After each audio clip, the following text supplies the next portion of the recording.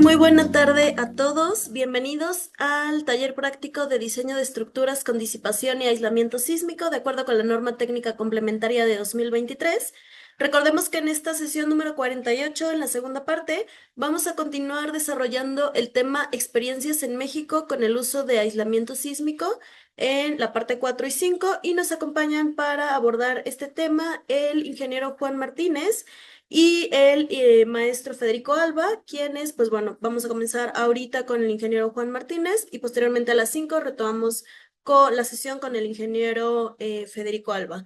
Les pido que por favor en esta ocasión dejemos las preguntas y las dudas al final, que las vayan compartiendo por ahí en el chat. Igual ahorita habilitamos el chat para que las vayan enviando y las dejaremos hasta el final de la sesión, las de ambas sesiones, para que podamos empezar y terminar en tiempo.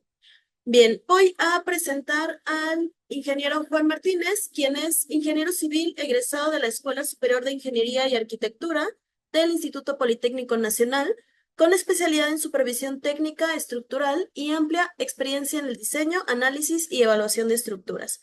Ha colaborado con reconocidas firmas de ingeniería estructural, participando en proyectos de alta complejidad técnica y brindando servicios especializados en diseño estructural, análisis no lineal, supervisión técnica y evaluación del desempeño de edificaciones.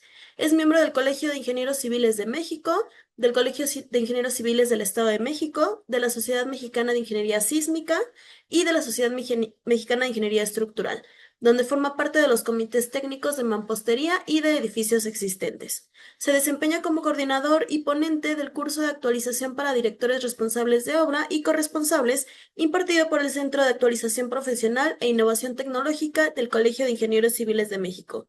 A lo largo de su trayectoria ha impartido conferencias, cursos y charlas técnicas en México, Ecuador, Perú y Colombia, promoviendo la actualización profesional y las mejores prácticas en ingeniería estructural e ingeniería sismorresistente.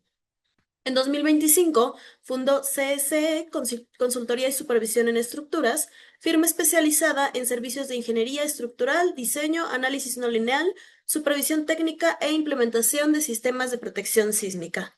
Ingeniero Juan Martínez, muchísimas gracias por estar acompañándonos esta noche y compartir este tiempo y conocimientos con todos los asistentes del curso. De parte de todo el equipo de DAMPO, pues muy agradecidos contigo por el tiempo que nos vas a compartir.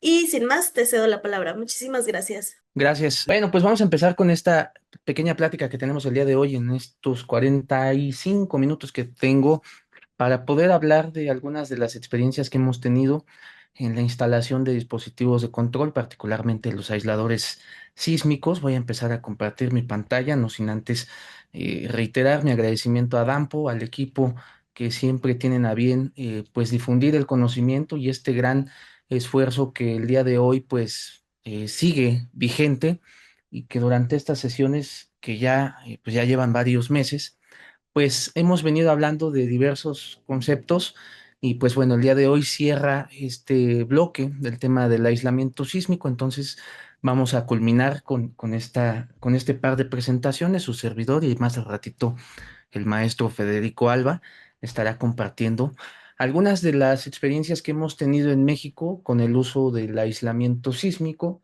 Principalmente les platicaré de tres proyectos en particular. El primero que se quedó únicamente en la etapa de análisis y de diseño, con acompañamiento plenamente del fabricante, en este caso de Dampo. El segundo, un proyecto de hospital localizado en Guerrero. Y el último, un edificio aquí en Ciudad de México que recientemente está en la ejecución de la instalación de estos dispositivos de control. Entonces, pues, como ya lo comentó la maestra Vania, vamos a dar oportunidad de contestar algunas inquietudes en el chat, si gustan ir colocando sus inquietudes respecto a esta y la próxima presentación, y vamos en la medida posible a dar respuesta a todas ellas, ¿no? Me da gusto como siempre verlos, es un grupo bastante numeroso y pues bueno, en la medida posible trataremos de pues difuminar sus inquietudes y cualquier comentario o sugerencia o experiencia por parte suya, pues con todo gusto siempre es interesante conocer su punto de vista. Los aisladores de base, como ya lo platicaron en sesiones previas, pues no es algo novedoso. Realmente, si bien la aplicación de estos dispositivos tiene poco tiempo, hablando de la Ciudad de México y algunos otros estados de la República, particularmente en zona costera del Océano Pacífico, pues tenemos la implementación ya de estos dispositivos con mayor auge, con diversos fabricantes, destacando a Dampo al ser el único fabricante de ingeniería mexicana, 100% mexicana, y evidentemente muchos otros que existen en el medio, que propiamente distribuyen aisladores del tipo friccionante de doble péndulo, que bueno, el término pendular, pues entendemos, o bueno, si no lo sabían, pues está patentado decir péndulo de fricción, por eso muchas veces la norma habla de aisladores del tipo friccionante. Nuestros colegas de Estados Unidos de EPS tienen patentado el término y bueno, en temas legales, pues no es muy recomendable utilizarlo, sino más bien referirnos a los dispositivos como del tipo friccionante. E inicio esta presentación con este artículo que si son observadores vean la fecha, ¿no? Es de la revista de Ingeniería Sísmica de 1992. Entonces, desde hace 34 años ya se platicaba o ya se evaluaba cuáles eran las bondades de utilizar dispositivos de control y evidentemente el costo-beneficio de emplearlos.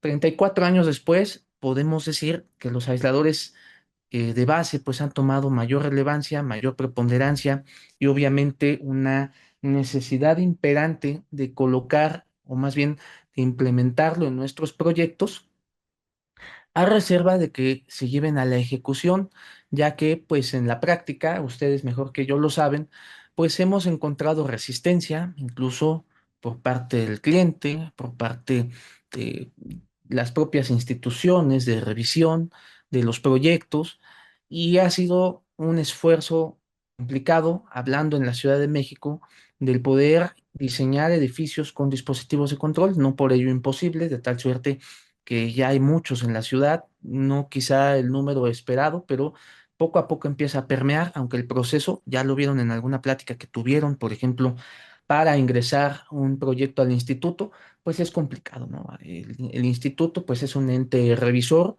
que siempre yo he reconocido como una institución que no debiera limitarse únicamente a la Ciudad de México, sino que requeriríamos a un instituto en varios estados de la República porque esta revisión entre pares siempre es importante y hablando de estructuras convencionales, estructuras de acero, concreto, mampostería, sin duda, estructuras que tengan dispositivos de control todavía son mayormente importantes y requieren, a juicio personal, de esta revisión entre pares. Y pues bueno, si existiera un instituto en otros estados, me parece que sería buena idea, independientemente de los tiempos o las demoras que pudiera revisar, que pudiera, perdón, tardar la revisión y la aprobación de un proyecto de este tipo.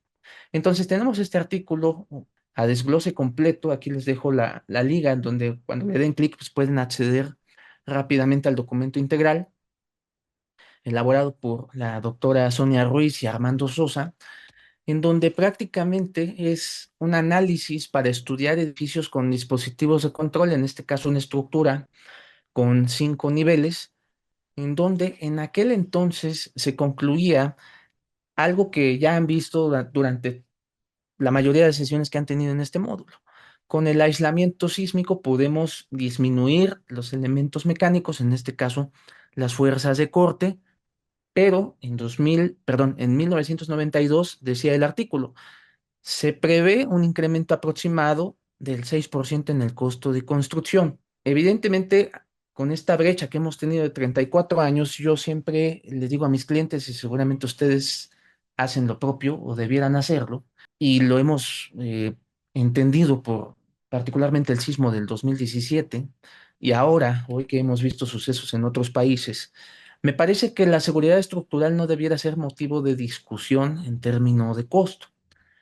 Pero hoy en día nuestros clientes nos piden estructuras que sean económicas, que sean rápidas de construir, pero eso sí, que no se dañen, que no tengan un solo daño. Entonces, siempre trato de dar esta apreciación o esta opinión, porque al final del día nosotros como diseñadores estructurales tenemos que ir un paso más adelante respecto a la resiliencia de la infraestructura, a la seguridad estructural y naturalmente a evitar que nuestras estructuras que diseñemos, cuando menos durante la vida útil que tienen en estos 50 años que generalmente se maneja, pues se mantengan estables y naturalmente que si incluimos dispositivos de control como son los aisladores de base, que no precisamente tienen que ir estrictamente en la base, eso ya también seguramente lo han platicado en sesiones previas, pues podamos, insisto, brindarles a nuestros clientes una alternativa en donde, si bien la estructura quizá no obtenga el costo-beneficio que un cliente quisiera, naturalmente será una estructura que se va a comportar adecuadamente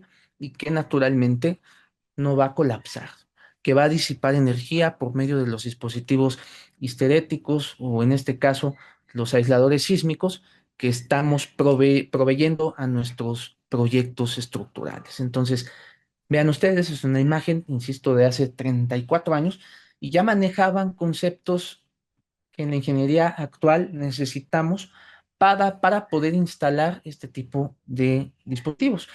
Un cajón de cimentación, una losa de transferencia, una holgura, una separación que siempre necesitamos con el colindante, dependiendo del desplazamiento total máximo del dispositivo. Por ahí tenemos que hacer un cálculo de 1.2 veces este desplazamiento para que se pueda colocar en la base. Pero si no se puede colocar en la base, no significa que no se puede utilizar aislamiento sísmico. Naturalmente, insisto, requiere de un análisis, de una proyección por lo que voy a mostrarles a continuación. Dice el propio artículo, ya en las conclusiones, aunque, bueno, aquí dice introducción, pero en general en el artículo son conclusiones. Sin embargo, debe subrayarse que la decisión de incluir un sistema aislador disipador en un edificio no debe basarse solamente en un estudio de costos como el que se hizo en el artículo, sino en uno que incluya costos de mantenimiento, reparación de elementos estructurales en caso de daño, reposición de los no estructurales y de los propios dispositivos, así como la pérdida de rentabilidad o como consecuencia de los daños en el edificio después de un sismo. ¿Qué quiere decir esto? Que únicamente, más bien, que el análisis costo-beneficio no se debe enfocar únicamente a cuánto va a costar el dispositivo en sí, sino de todos los posibles daños que puedan generarse posterior a un evento dinámico en elementos no estructurales, costos de mantenimiento que ya han platicado en sesiones previas, que en el caso de los dispositivos de control pues es un mantenimiento con un costo mínimo, siempre y cuando sea preventivo. La reparación de dispositivos, en su caso, si que se sustituyan, es un caso muy irrisorio, es decir, muy difícil de que llegue a lograrse, o sea, tendría que pasar algo muy grave para que se tenga que sustituir un aislador de base, pero naturalmente la estructura debe estar concebida o prever dentro de manuales de mantenimiento esta posible sustitución. Y aquí, cuando, como lo dije, mantenimiento, pues absorber desde esta etapa de análisis cuáles serán los costos de mantenimiento posterior en caso de que sea algo que tenga que ver con la parte correctiva. Aquí se me multiplicó la lámina, pero básicamente es lo mismo, ¿no? ¿Qué generamos o qué obtenemos con el aislamiento? Disminución de elementos mecánicos. Posiblemente podemos optimizar la superestructura. Ya les han platicado sobre ello, cuál es la metodología de análisis estructural que se debe realizar, en donde sí podemos optimizar, en donde no podemos optimizar, las limitantes de un análisis dinámico modal espectral y la función de un análisis no lineal para fines de verificación del dispositivo. Y bueno, hablando de las experiencias que hemos tenido como empresa en CC Consultoría, pues nos ha tocado apoyar a algunos colegas en la revisión o más bien en la propuesta de solución a estructuras irregulares y nos tocó esta estructura en una colonia de la Ciudad de México que tiene todo lo que la norma nos dice que no debe tener para que no sea castigado por efectos de irregularidad. Vean ustedes, se ubica en esquina, vean la forma que tienen los elementos estructurales, la geometría del propio proyecto arquitectónico.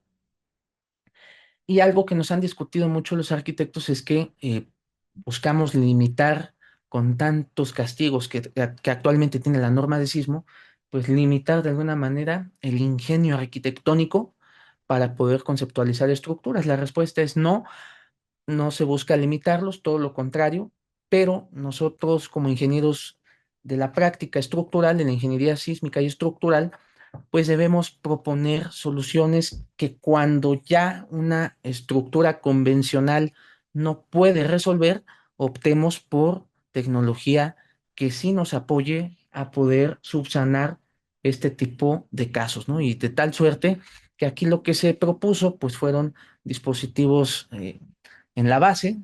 Obviamente se hacen los modelos numéricos, el fabricante siempre está, en este caso Dampo, siempre estuvo en contacto con nosotros para poder asesorar este tipo de proyectos, de este tipo de inclusión de sus dispositivos.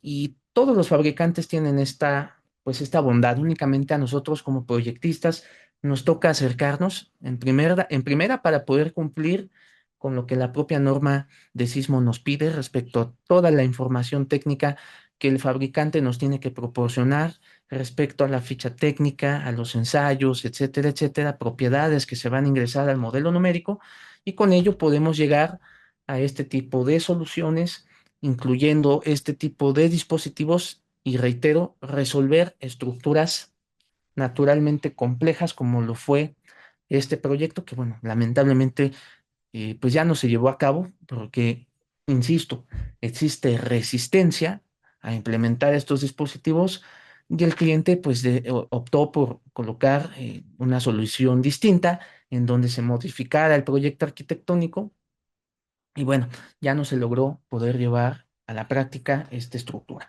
Pero como solución a estructuras irregulares, que es a la conclusión que quiero llegar con esto de láminas, se puede hacer. Cuando una solución con una estructura convencional sin aislamiento o sin disipación ya no sea suficiente, el aislamiento sísmico es una opción que ustedes pueden utilizar. Y algo que les recomiendo mucho como parte de estas experiencias es leer el manual de instalación. Todos los fabricantes en general entregan este tipo de manuales, y en este manual, perdón, déjenme ver si nada más, a ver, tendría que estarse viendo, confírmenme si estamos viendo el manual de instalación, nada más con una manita. Sí, sí se ve. Ok, muchas gracias.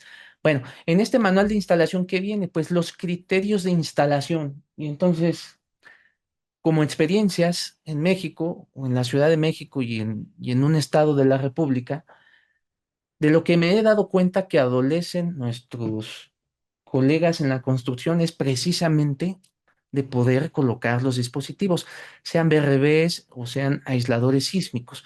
Entonces, nosotros como proyectistas, los DROs, los corresponsables en seguridad estructural y toda persona interesada, especialistas en estructuras o precisamente en dispositivos de control, tenemos la obligación de revisar el manual para llegar a la obra y poder resolver inquietudes o dar soluciones con nuestros colegas constructores. ¿Por qué? Porque ellos al final del día no es porque no sepan construir, pero tampoco es como que se construya a diario una estructura con dispositivos de control. ¿A qué voy con el comentario? El constructor hoy en día tiene poca o nula experiencia en la instalación de dispositivos. Entonces, para ello es importante decirle que existe un manual, sensibilizarlo en la planificación que tiene que haber, porque el proceso inicia desde la entrega de los dispositivos. Tenemos que tener en la obra un lugar donde poder colocarlos de forma adecuada. Cada fabricante tiene una estiva máxima, es decir, la colocación de un elemento, de un dispositivo sobre otro máxima, para que estos no se dañen. Entonces, es importante, y como lo dice aquí el propio manual, la supervisión e instalación son esenciales para el correcto funcionamiento de los dispositivos.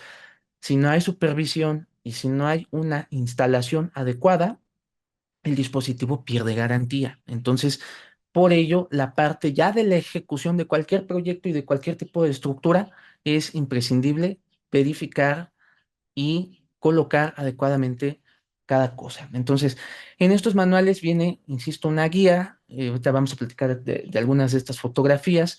Y como les decía, se debe coordinar el traslado, la recepción, el almacenamiento, la estiba.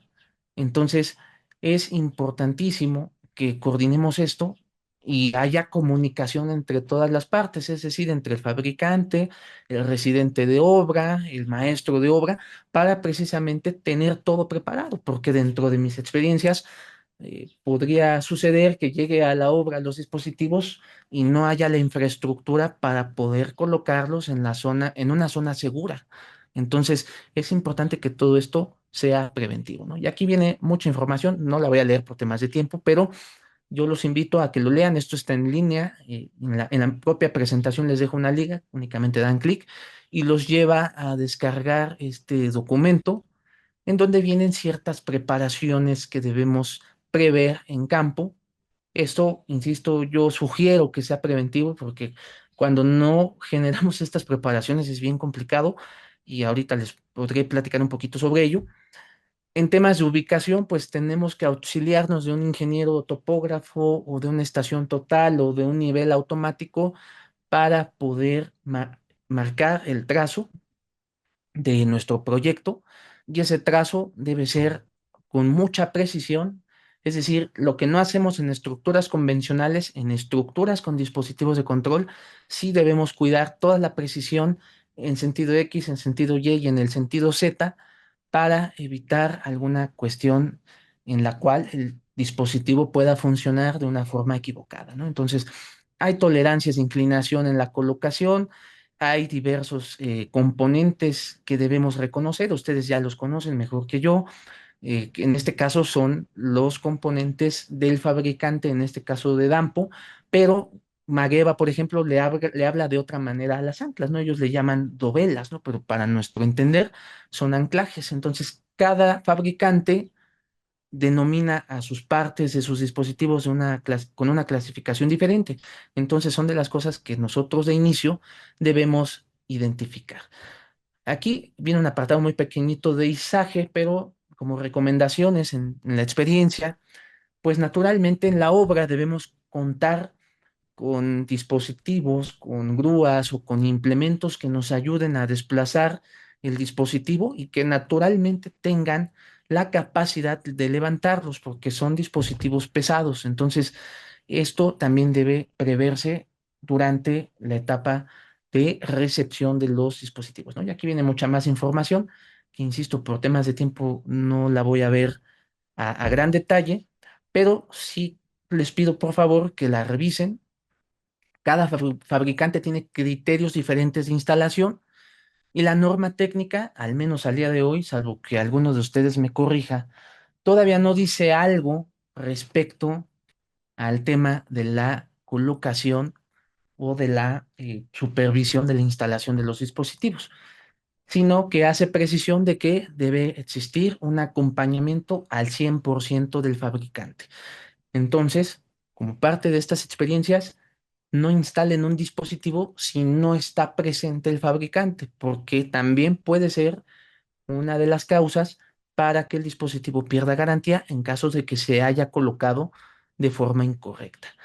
También en esta instalación pues debe existir, como en todo elemento estructural de estructura convencional, un registro de inspección, es decir, un acta de nacimiento donde exista un checklist donde se está cumpliendo con todas las indicaciones que cuando menos solicita el fabricante respecto al trazo, elevaciones, inclinaciones, etcétera, y debe firmarse por la residencia de la obra y por el fabricante del dispositivo para poder subsanar este apartado de la inspección.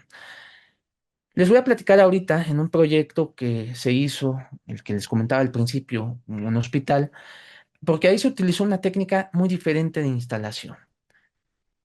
Todos tenemos en la mente de que construimos una estructura y colocamos el aislador y después la superestructura. En este caso fue diferente. Primero se colocó un apoyo temporal, que es una estructura híbrida, calculada, obviamente, para poder soportar las descargas. Y como su nombre lo dice, fue temporal en tanto no se sustituía por un aislador sísmico. ¿Y esto por qué sucedió? Porque los tiempos de la ejecución del proyecto iban muy rápido. Pero ahorita vamos a platicar sobre eso, ¿no? Vienen algunos criterios de limpieza, porque en la obra siempre vamos a lidiar con algo que se llama intemperismo. Entonces, nosotros tenemos que tener criterios para poder reparar este tipo de placas, de poder sugerirle al constructor de qué manera y con qué tipo de recubrimiento tratarlas para evitar alguna situación posterior. Y la inspección de nivelación y de inclinación es una parte crucial. Yo siempre les he sugerido a quienes nos dedicamos a la supervisión o simplemente hacemos alguna supervisión aleatoria, que nos compremos un nivel de este tipo, un nivel digital o nos compremos un nivel láser, porque al final del día nos ayuda en campo a poder verificar no solamente este tipo de dispositivos, sino cualquier otro, y tener una noción de cuál es su estatus y con ello poder incluso verificar criterios de calidad en la fabricación o la instalación por parte de un contratista o de un fabricante, ¿no? Entonces, voy a dejar de compartir esto. Prácticamente ya estaba terminado. Es la versión 2. Seguramente el fabricante o Dampo próximamente tendrán una versión 3 más actualizada de este manual. Pero como inicio, es una guía que yo les sugiero que puedan revisar. Entonces, voy a regresar al proyecto porque a- al día de hoy, pues este hospital ya está en funcionamiento. Es un hospital que se encuentra en Tlapa de Comonfort, en Guerrero. Y vean ustedes, pues, la magnitud, ¿no? Es un hospital que, bueno, aquí viene la información técnica, un proyecto que protegerá a más de 400,000 personas al sur de México, con un área de 21,240 metros cuadrados y fueron 215 aisladores del tipo friccionante. Entonces, y colocados en un tiempo récord, ya no me acuerdo, pero yo creo que fue agosto, septiembre, octubre, yo creo que fue en 3 meses o menos que se colocaron estos dispositivos. Es una obra, como les decía al principio, que requirió una ingeniería distinta, toda vez que el avance del proyecto o de la ejecución fue muy rápido. Y aquí los retos que tuvimos fue, pues primeramente, levantar la superestructura con unos cilindros de alta presión y cilindros hidráulicos de alta presión y baja altura, pequeñitos, colocados en los 4 puntos de estos lados. Entonces, aquí se alcanzan a ver ustedes, se colocaban estos cilindros y estos apoyos de seguridad, que son unos perfiles HSS, que obviamente tienen o están diseñados para estas descargas. Y se levantaba la estructura milimétricamente, 2 o 3 milímetros, no crean que alzábamos 1 centímetro la superestructura y retirábamos el apoyo temporal, como lo ven aquí en la imagen, aquí ya no hay nada, colocábamos el dispositivo y una vez colocado, pues atornillábamos todo, ¿no? Aquí en la imagen, bueno, son 4 fotografías que hacen un resumen muy pequeño, pero es una maniobra que podría durar media hora, 1 hora, 2 horas, 3 horas, dependiendo de la complejidad. Había zonas donde por alguna razón era más complicado levantar y obviamente es una maniobra de riesgo que requiere mucho cuidado y mucha precaución desde el personal técnico que participa y obviamente desde la inspección por parte del constructor y la inspección en este caso designada por el fabricante que recayó en su servidor en aquel entonces, ¿no? Entonces, vean ustedes, ese fue el proceso y obviamente esto requiere una ingeniería previa. Siempre yo les he dicho a mis colegas que cualquier tipo de solución que estemos planteando, pues requiere de un análisis concienzudo para ver si puede ser práctico, porque al final del día aquí en la fotografía, pues aparentemente no le vemos mayor complejidad levantar la superestructura en términos generales, pero ya en términos globales, lo que estimaron nuestros colegas de la ingeniería en Dampo, el departamento de ingeniería, pues era precisamente no dañar a la a la superestructura adyacente, toda vez que al levantar la estructura, pues íbamos a producir esfuerzos en los elementos estructurales que si levantábamos más de lo que debíamos hacerlo, íbamos, insisto, a comenzar a dañar los elementos, a fisurarlos, y eso no era pues nada alentador. Y mucho menos alentador, porque sepan ustedes que en la superestructura, cuando se estaba haciendo esta maniobra de la elevación, ya estaban colocando acabados, azulejo, loseta, entonces eso complicaba y hacía todavía más riesgoso el trabajo de sustitución de apoyo temporal por aislador sísmico. Entonces, aquí voy a quitar bueno, me parece que no se va a oír el video, pero es un video que está en internet, que salió, ya no sé, hace un año y medio, en donde precisamente pues se muestra de forma gráfica, en tiempo real, cómo se hizo esta sustitución, ¿no? Entonces, vean ustedes, bueno, aquí comienza la presentadora a explicar lo que ya les decía: 215 aisladores del tipo friccionante con un equipo coordinado de trabajo. Estábamos en un sótano con este equipo, con esta brigada de colegas que nos ayudaron en la sustitución de apoyos. Aquí vemos el dado inferior y el dado superior en este nivel en donde estábamos en la preparación y en la colocación de los cilindros hidráulicos para poder extraer el apoyo temporal. Y pues, insisto, fue una maniobra pues bastante gratificante, si lo podemos llevar a un comentario en términos de lo que implica a nivel de ingeniería, pero también un motivo de poder señalar que es un procedimiento que se puede llevar en otros proyectos donde por la velocidad de la obra civil requiéramos extraer un apoyo temporal, posteriormente colocarlo en la tapa de la cimentación, posteriormente extraer el dispositivo, medir la superficie, la zona para que pudiese entrar el dispositivo. A veces pasaba que colocábamos el aislador y en un lado no quería entrar, entonces ahí teníamos que hacer un pequeño juego, rotar el aislador, varias cosillas que, bueno, en el video no aparecen, pero vean ustedes aquí, si los cilindros hidráulicos gatean la estructura, levantamos con un máximo de 5 a 10 milímetros, colocábamos el dispositivo, descendía a la estructura y retirábamos los cilindros hidráulicos, ¿no? Aquí el maestro Ulises, que ya estuvo con ustedes, platica un poco acerca de los criterios de fabricación y de lo que se requiere hoy en día para poder llevar a la práctica este tipo de dispositivos.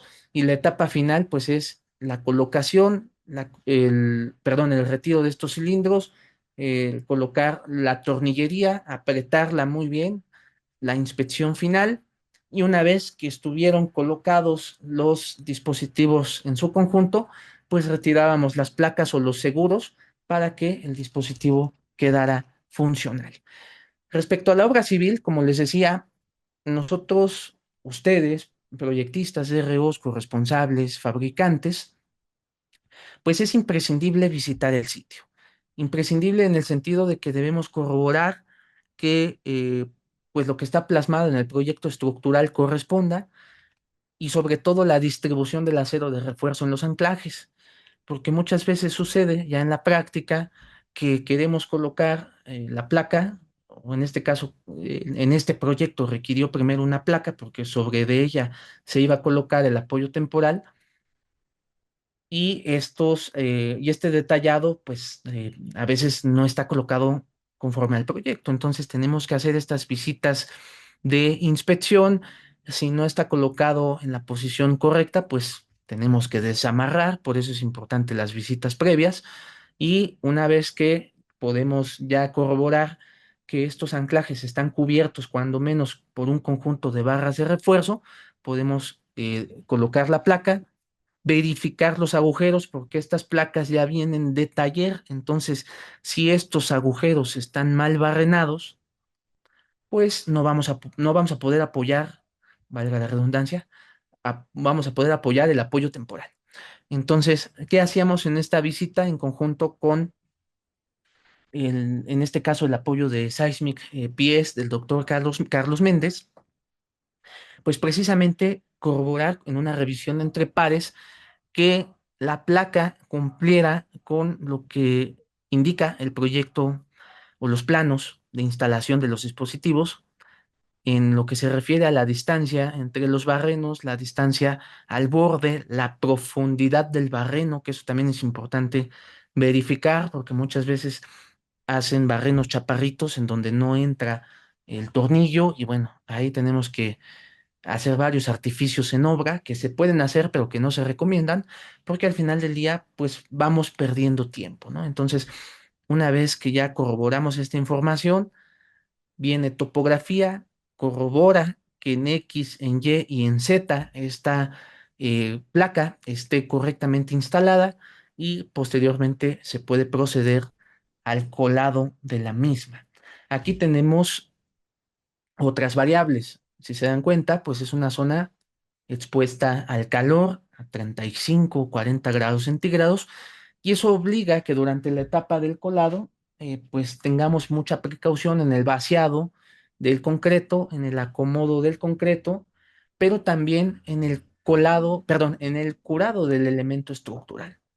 ¿Por qué? Porque si esta superficie de concreto no garantiza la resistencia a la compresión o fallamos en la etapa del colado, podemos empezar a apreciar fisuras que ya conocemos ustedes y yo por el propio comportamiento que tiene el concreto cuando está expuesto a temperaturas altas, ¿no? Entonces, ¿qué otra complejidad tuvimos en este proyecto? Que era una estructura que, si se dan cuenta, no era un solo cuerpo, eran uno, dos, tres, cuatro, cinco cuerpos, si mal no recuerdo, y cada uno se movía de forma diferente.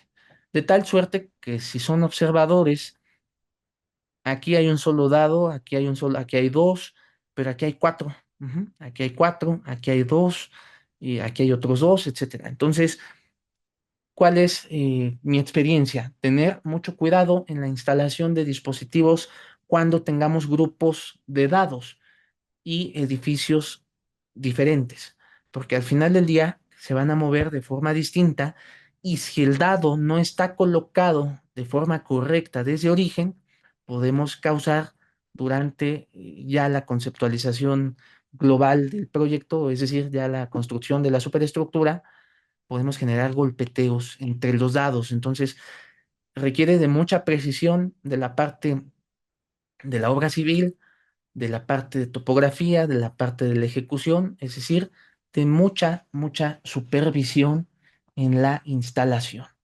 Entonces, eso por un lado. Segundo, las distancias que debemos tener en el perímetro también es otra de las variables que debemos prever en nuestros proyectos. En este caso, insisto, es una estructura que tiene varios cuerpos y naturalmente requerirá una distancia en esta zona, todo un margen perimetral para que se pueda mover y pues es algo que nosotros también debemos prever, pero en la etapa constructiva también, porque no podemos colocar infraestructura o material o equipos que pudiesen, una vez que se liberan las placas de seguridad de los dispositivos, que pudiesen generar algún impacto con el edificio existente, ¿no? Entonces, hay que prever todo esto desde la instalación en la obra civil.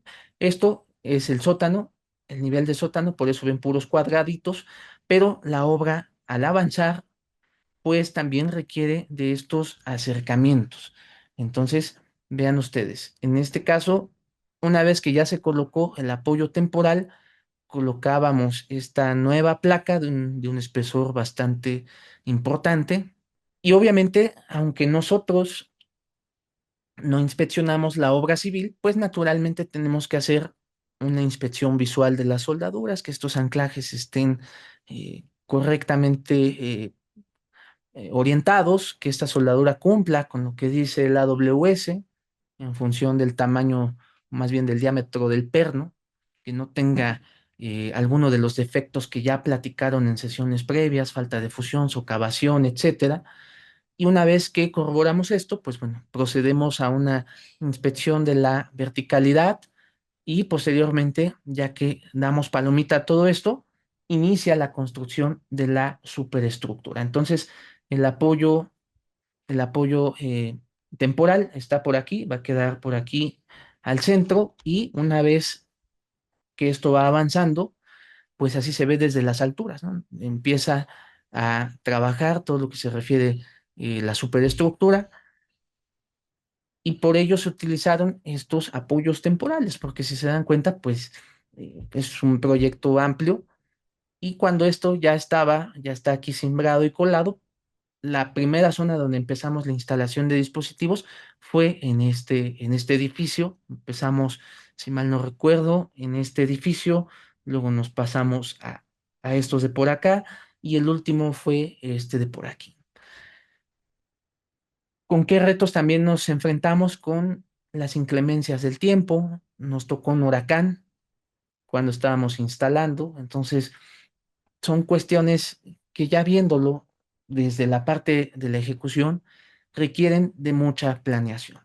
Quienes se dedican o nos dedicamos a esto, pues debemos saber que requiere nuestro personal o nosotros mismos, puede ser un personal fijo que se encuentre en el sitio 24/7 por si pasa alguna incidencia y pues que nos esté reportando en todo momento si ha sucedido algo durante la instalación y bueno, una de las cosas dentro de mis experiencias, yo lo único que le pedía a Diosito era que no temblara, ¿no? Durante el proceso de instalación. Afortunadamente, hubo por ahí un par de sismos muy pequeñitos, pero afortunadamente completamos la instalación y no tuvimos que enfrentarnos a algún sismo intenso.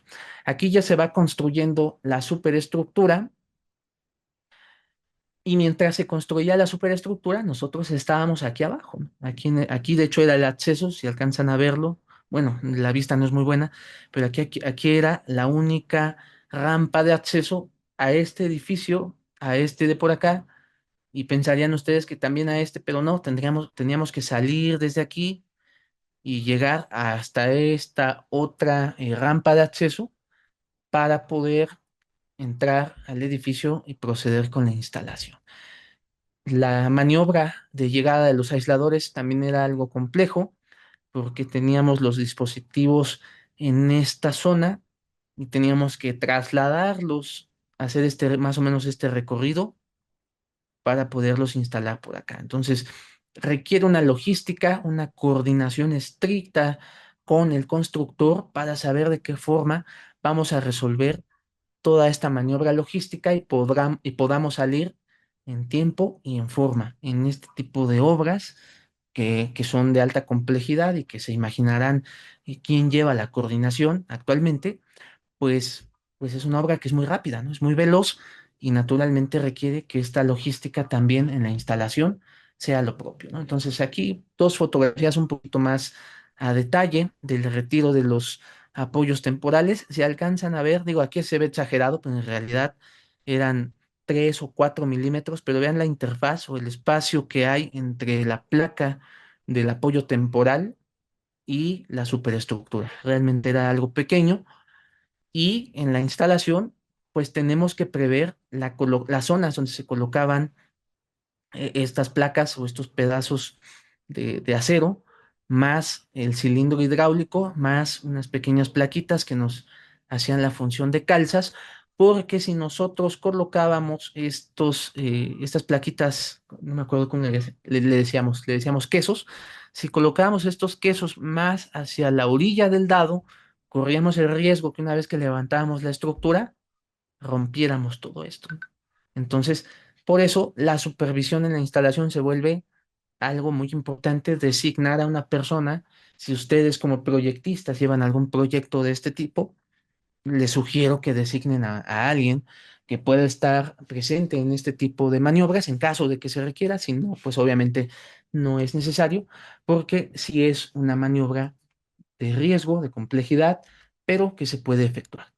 Aquí, ¿qué hacíamos? Bueno, pues nos apoyábamos o diseñábamos este carrito con varios implementos adicionales y elevábamos, porque el reto no era llevar el dispositivo al lugar donde lo íbamos a colocar, sino era llevarlo, levantarlo, empujarlo y liberarlo, ¿no? Entonces, vean cuántas cosas aquí utilizamos, el personal que también eh, pues debe estar sensibilizado para ello, para este tipo de jornadas que son a veces, no me refiero a que sean de más de 8 horas, sino más bien eh, jornadas donde podíamos incluso llegar a la frustración, ya en un ámbito psicológico, si lo queremos ver de ese lado, por la complejidad que podría llevar.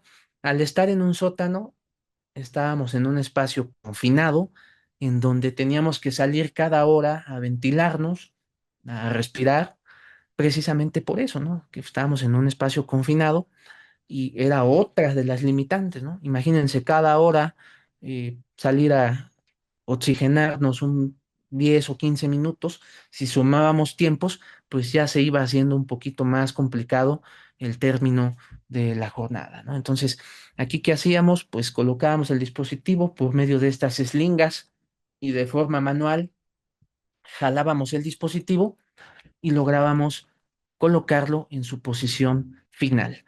Aquí, pues ya tenemos una inspección final por parte pues de su servidor, que tuve el privilegio, siempre he dicho, es un privilegio haber participado en este proyecto por la gran experiencia que, que he tenido. Y entonces, dentro de los grandes retos de esta estructura era que, pues bueno, en la subestructura o la cimentación, pues era concreto reforzado, la losa de transferencia era concreto reforzado y la superestructura era estructura de acero, ¿no? Entonces, sí, ya que, bueno, no estaba respondiendo a a una inquietud rápidamente aquí en el chat. No levantamos ya con todos los pisos, realmente estaba construido el primer nivel de tres, entonces era algo relativamente más sencillo. No, imagínense, si ya estaba construido todo con todo su mobiliario, equipo y demás, era más complicado, pero lo que les decía al principio, ya se estaban colocando acabados, entonces en el primer nivel, entonces eso sí me preocupaba mucho porque si levantábamos de más la estructura, íbamos a craquelar los azulejos o los acabados o los propios aplanados y eso no era algo muy bueno, ¿no? Entonces, eh, insisto, entonces eso fue de algunas complicaciones que pudiesen encontrarse y al ser una estructura, una de las cosas en las que deben tener cuidado, no solamente en este proyecto, sino en cualquier otro que tenga aislamiento, en el perímetro es con las instalaciones. Aquí, si se dan cuenta, aquí van las instalaciones, pero nos ha tocado ver algunos casos donde ponen las instalaciones justamente en el espacio donde debemos cumplir con esta relación de 1.2 veces el desplazamiento total máximo. Entonces, tengan mucho cuidado ahí y si ven una instalación en ese espacio que sea destinado para el desplazamiento, hay que marcar la observación respectiva, ¿no? Entonces, por acá se ve el apoyo temporal. Entonces, una vez que lo retiramos, obviamente lo quitamos de aquí, pero pues bueno, esta ya es una imagen final de cómo quedaba este proyecto, ¿no? Entonces, pues insisto, ya para empezar a cerrar en estos 5 minutos, y todavía me da tiempo quizá del último proyecto que estamos en proceso de ejecución. Fue una obra bastante importante. Aquí se ve la estructura, ven uno, dos, tres, perdón, corrijo, eran cuatro niveles, algunos eran de cuatro y otros eran de dos. Entonces, pues bueno, fue una estructura muy importante. Y pues bueno, aquí al final del día, este fue el día que instalamos el primero de los 215 aisladores. Y pues bueno, la verdad fue un equipo muy importante, los muchachos, el responsable de la brigada, su servidor y todo el equipo que participó, pues realmente fue un logro en aquel momento de instalar el primer aislador y sin duda pues poder completar el proyecto, ¿no? Y como dicen, pues los ingenieros militares pues cumplimos la misión, ¿no? De colocar estos dispositivos. Y actualmente estamos participando en la supervisión de otra serie de dispositivos que no están en la base, están un nivel arriba, o dos niveles arriba, perdón, del nivel sobre banqueta. Y bueno, esta es una imagen en donde, insisto, no necesariamente tenemos que colocar los aisladores en la base, pero sí debemos prever o cuidar, en este caso, la separación o el impacto que pudiésemos tener con los colindantes, ¿no? Aquí muy chiquito, aquí no se ve el aislador, pero bueno, aquí ya hay colocados algunos de ellos. Obviamente debemos prever todas las medidas de seguridad respecto a las líneas de vida. Ustedes, si son DROs o corresponsables, exijan que se coloquen estas líneas de vida porque si no, no van a poder inspeccionar. Si yo quiero inspeccionar, por ejemplo, este aislador y no hay una línea, pues yo no me voy a arriesgar a que me pase algo o me caiga. Entonces, la parte de seguridad e higiene siempre es muy importante y en el caso de los DROs, pues les toca a ellos supervisar el cumplimiento de esto, ¿no? Entonces, aquí les dejo estas dos imágenes. Aquí, bueno, desde abajo tomé un par de fotografías. Aquí se ven los dados, aquí se ve el sistema de traves que reciben a estos dispositivos de control. Y la inspección inicial es importante. Debemos tener a un colega topógrafo que esté verificando cuando menos 5 puntos, uno, dos, tres, cuatro y el centro. Algunos fabricantes ya nos ayudan muchísimo colocando esta marca en el centro del dispositivo que nos ayuda a identificarla con los ejes del proyecto. Otra de las cosas que es importante, ya les decía hace ratito, es la inspección en conjunto con el fabricante. Por ejemplo, aquí estoy con la maestra Ilse Hernández de Magueva, a quien la empresa la designa como parte del fabricante para en conjunto realizar esta inspección en lo que se refiere a la evaluación de la condición de la superficie, la colocación de la cimbra, la inspección de los niveles. Aquí nos apoyamos de estos pequeños niveles digitales. Yo les recomiendo mucho si están inspeccionando dispositivos, también se apoyen de estos pequeños niveles digitales. Y otra de las cosas para ir cerrando es verificar la fabricación, en este caso, del mortero sin contracción o en español, como todos lo conocemos, del grout. Si no sabemos cómo fabricarlo, es importante que el constructor se acerque con el fabricante del grout y nos diga, o más bien haga una visita y verifique si lo estamos fabricando de forma adecuada, porque en la práctica no se verifica en amplio detalle la dosificación del producto, es decir, la cantidad de mortero, la cantidad de agua, si el agua está limpia, e incluso la superficie de contacto. Por recomendación, por ejemplo, el doctor Carlos Méndez en alguna de sus pláticas sugiere que la superficie de contacto sea menor en temperatura a 30 grados, previo a poder vaciar el grout. ¿Por qué? Porque el calor acelera el proceso químico del mortero sin contracción. Entonces, ¿cómo más o menos paliamos esto en campo? eh, ¿Cómo se llama? Rociando la superficie con agua, ¿no? Con un poquito de agua, esperando a que absorba un poquito y podemos medir la temperatura con un termómetro digital y nos damos cuenta que la temperatura desciende un poco y entonces ahora sí podemos vaciar el grout. ¿Qué otra cosa dentro de mis experiencias les puedo decir? Que pues se fabriquen estos marcos. Hay colegas que, bueno, hemos visto que hasta con polines utilizan estos marcos de nivelación. Bueno, hay que tratar de que sean de acero y más o menos que coincidan, más bien no más o menos, que sí coincida con los agujeros del dispositivo y eso nos va a ayudar mucho desde la maniobra de izaje en el montaje y si se dan cuenta, aquí tiene unas pequeñas palanquitas, con ello podemos subir o bajar el dispositivo y poder nivelarlo adecuadamente. Esta ya es la inspección final, una vez que ya se vacía el mortero sin contracción. Aquí estamos nuevamente con el colega fabricante, el ingeniero Armando Sánchez, igual de Magueva, y esto es la condición final. La placa de identificación debe quedar visible. Aquí, por ejemplo, se les fue un poquito la mano en el nivel del colado, se tapó un poquitito la placa de identificación que todo dispositivo de control de cualquier fabricante debe tener y bueno, así es como finalmente queda. Culmino con esta lámina. ¿Cuáles son los principales retos? Yo pienso que son cinco. Tenemos retos en el ámbito de la geotecnia respecto a que si podemos colocar aisladores en suelo blando o no. Ya el doctor Héctor Guerrero les ha desmitificado esta parte. Tenemos también retos en la parte del análisis estructural. No todos los despachos dominamos el análisis no lineal tenemos temas de construcción. Quienes se dedican a la supervisión estarán de acuerdo conmigo que tenemos muchas deficiencias en la parte de la ejecución, es decir, ya de la propia colocación del dispositivo.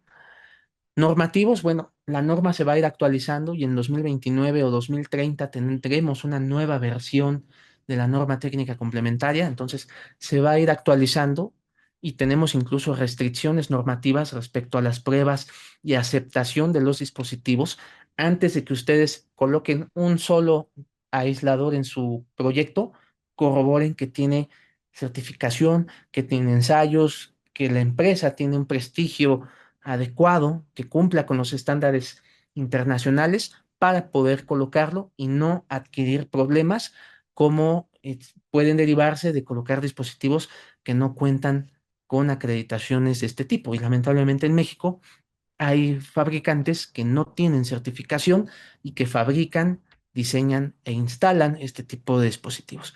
Y finalmente, retos en la parte económica y tecnológica.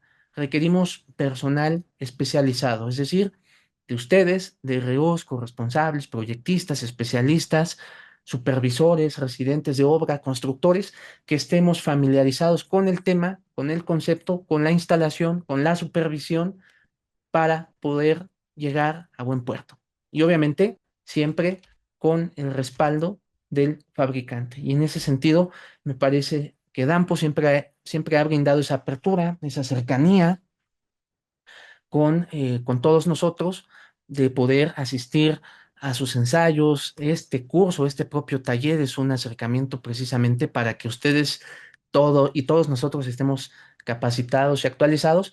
Y pues bueno, para mí fue un privilegio participar en este taller y obviamente en algún momento formar parte de la gran familia que es Dampo. Muchísimas gracias por su atención. Estos son mis datos de contacto. Ya vi algunas preguntas en el chat. Yo me voy a quedar por acá para contestarlas. Entonces, pues de mi parte sería todo y me pasé por 3 minutos. Muchísimas gracias. No te preocupes, ingeniero. Muchísimas gracias igualmente de todo el equipo de Dampo. Pues igual, si les parece bien, tomamos 5 minutos de descanso y en dado caso, si el ingeniero Juan nos puede apoyar a contestar las preguntas directamente en el chat o si no, al final de la sesión retomamos algunas de las dudas que pudieran haber quedado por ahí pendientes. Muchísimas gracias y entonces a las 5:03 regresamos 5:08. Gracias. Gracias a todos. Buena tarde.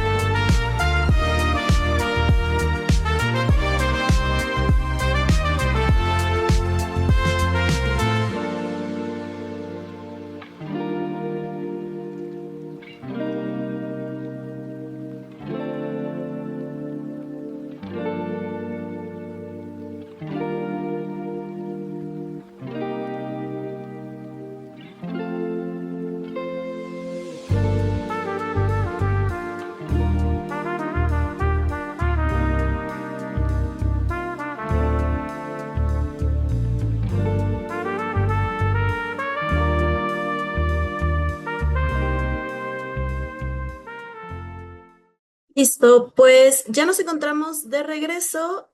Vamos a dar inicio a la segunda parte de esta sesión y nos acompaña en unos momentos más se une el maestro en ingeniería Federico Alba.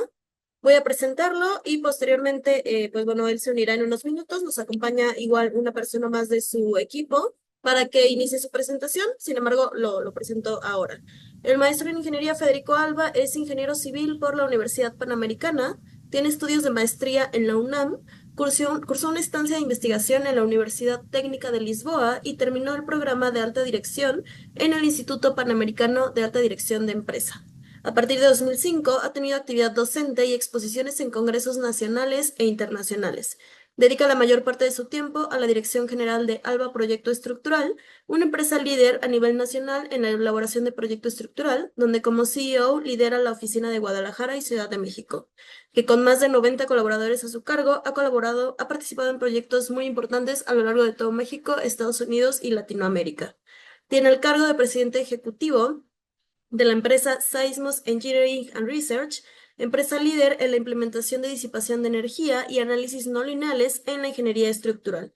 Funge como presidente del Consejo de la Fundación Illari Alba, asociación civil que promueve programas sociales de alto impacto para la comunidad wixárika del norte del estado de Jalisco a través de la difusión de su arte.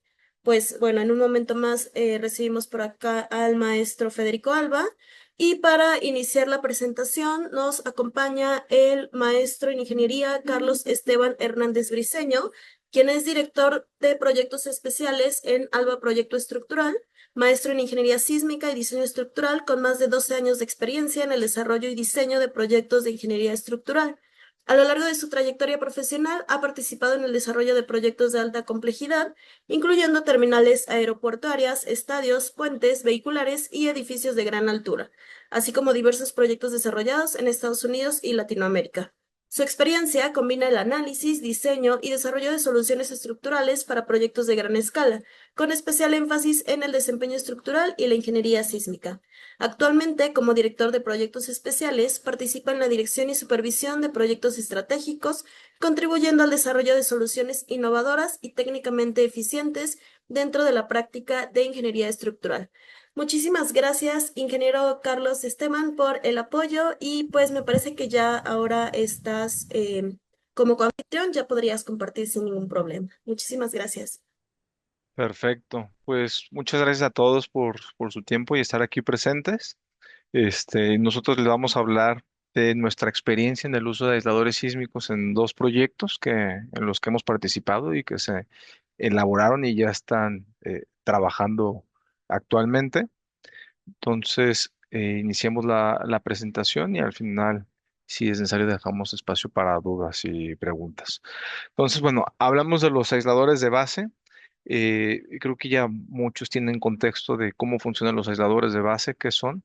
En realidad aquí tenemos dos edificios, uno sin aisladores y otro. Bueno, entonces platicábamos que aquí tenemos dos edificios, ¿no? Uno en el que no está aislado y otro en el que está aislado. ¿Cuál es la diferencia? ¿Cuál es lo importante aquí? Si se fijan, ambos van a tener desplazamientos. Inclusive el que está aislado puede tener más desplazamientos que el que no está aislado, pero va a tener menos aceleraciones y menos distorsiones de entrepiso. Hay que contemplar que lo, lo, lo que más daña las estructuras es la distorsión de entrepiso, no el desplazamiento, no que todo el edificio se mueva en conjunto. En realidad el edificio se puede desplazar lo que sea necesario siempre y cuando esos movimientos puedan estar acomodados, pero la distorsión angular de un entrepiso con el otro es el que nos va a producir daño y es lo que queremos evitar. Al tener los aisladores, este efecto pues se reduce, ¿no? Tal como se ve aquí. Además de que el aislador te genera cierto amortiguamiento y te genera pues otras ciertas propiedades que te permiten disipar la energía. El primer caso que tenemos es un hospital denominado CHG. Está aquí en Guadalajara, Jalisco, y es un hospital privado que está aislado. Aquí tenemos las plantas tipo, tenemos los sótanos al lado izquierdo y tenemos la planta de la superestructura en el lado derecho, ¿no? En realidad, el hospital pues tiene ciertos consultorios, tiene áreas de equipos pesados para hacer radiografías, para hacer estudios especializados. Entonces, el hospital, tal como lo marca el reglamento, es una estructura tipo A. Y en nuestra experiencia, las estructuras tipo A les vienen muy bien los aisladores, ¿no? Se logra generar eficiencias importantes. Eh, ¿Cómo trabajamos nosotros? Generalmente hacemos modelos matemáticos, lo hacemos en diferentes software, solemos usar tabs que funcionan muy bien para hacer análisis no lineales y para poder incluir ciertos dispositivos de control, como es el caso de los aisladores. Aquí está el modelo. Digo, se ve sencillo, pero realmente lo importante son las propiedades y todo lo que se le coloca dentro, ¿no? Si vemos un corte del modelo matemático, pues el proyecto consistía en tres niveles de entrepiso, un nivel de estructura adicional en la parte superior y los sótanos. Aquí podemos ver que tenemos tres sótanos y tenemos un nivel de interfaz donde se colocan los aisladores. ¿Por qué los aisladores se ponen en planta baja generalmente? Generalmente el método constructivo de los sótanos es con contenciones, ya sean ancladas o con muros Milán en un sistema top-down o con un sistema de retención temporal. Y las contenciones siempre van pegadas al perímetro del suelo, ¿no? Entonces, el aislador no tiene que tener movimientos, tiene que estar siempre en una posición centrada, en una posición estable, con poco giro o con nulo giro. Y al momento que si tú pones un aislador en un sótano, por ejemplo, vas a tener empujes del suelo, vas a estarle generando fuerzas adicionales. Entonces, generalmente se colocan arriba de planta baja de los sótanos, además que lo haces más eficiente, ¿no? Reduces peso en los aisladores. Aquí perfectamente se puede ver esta interfaz donde se mueven los aisladores como ciertos links con ciertas propiedades que vamos a ver más adelante y se colocan generalmente debajo de cada columna, ¿no? Este es un proyecto pequeño, pero eh, eh, pues hay veces que inclusive se pueden poner varios aisladores por apoyo o aisladores de más capacidad por apoyo, ¿no? Aquí tenemos una planta estructural y un corte estructural de los planos de trabajo. Si se fijan, tenemos doble trave, ¿no? Parte de lo que requieren los aisladores sí es tener un propio sistema de piso. ¿Por qué? Porque al momento que tú estás aislando la estructura, respecto a un sótano, por ejemplo, pues se van a mover diferente. El sótano va a actuar completamente diferente a lo que actuaría planta baja y es necesario generar esa interfaz, ¿no? Su propio piso. Entonces aquí dicen, bueno, ¿sabes qué? Voy a tener doble piso, es un gasto extra. Sí, pero en realidad no necesitas colocar losa, ¿no? Si se fijan aquí en la planta izquierda, que sería en esta zona del corte, simplemente son traves. ¿Por qué traves? Porque al final de cuentas el aislador le va a meter una fuerza importante horizontal a la columna en la cabeza y queremos evitar desplazamientos importantes o rotaciones importantes aquí para siempre mantener el aislador centrado, ¿no? Aquí realmente el proyecto no tenía problemas de asentamientos, pero en caso que haya un proyecto en el que tengamos temas de asentamientos en la cimentación, sí es importante cuidar los asentamientos diferenciales porque esa rotación en el aislador puede generar problemas a largo plazo si es que no se cuidan bien, ¿no? Entonces aquí se ve perfectamente cómo venía la viga por encima del aislador y teníamos este, el doble piso, ¿no? Estas son fotos de lo ya construido, donde se ven las columnas, un dado para recibir el aislador y las traves de ligas, ¿no? Son como una especie de contratraves, pero en la parte superior y posteriormente los aceros. Aquí, por ejemplo, el cliente aprovechó este espacio para poner instalaciones a través de la estructura y de la doble estructura. Y aquí podemos ver el aislador de dampo cómo está encima de la columna y cómo apoya ya la estructura metálica, ¿no? Otro detalle importante a cuidar en los proyectos que tienen aisladores es el tema de los elevadores, ¿no? Al final de cuentas es como hacer una junta constructiva. No se vale hacer un proyecto que trabaje de una manera y dentro de él un componente que trabaje de una manera distinta. Y como el elevador tiene que ser continuo a lo largo de todo el proyecto, no podemos permitir que el movimiento inferior, el movimiento de la parte del sótano, genere un comportamiento diferencial con lo que sería con el que se da respecto a los aisladores desde planta baja. Entonces, ¿qué soluciones hay? Hay varias, pero nosotros en este proyecto adoptamos poner un aislador en la parte inferior y colgar el elevador. En realidad, el elevador va colgado de la parte superior y tiene este aislador como guía, ¿no? No, tiene que estar aquí guiado en la parte inferior, pero va colgado en la parte superior y con ciertos arrastramientos en el entrepiso. Entonces, de cierta manera, el elevador se va a ir moviendo en conjunto con el edificio. Aquí vemos la placa del aislador. En este caso se colocó solo un aislador, para poder soportar todo lo que viene siendo el foso del elevador. Y aquí se ven las preparaciones de los que serían los PTRs o las placas base para hacer el cubo elevador con estructura metálica.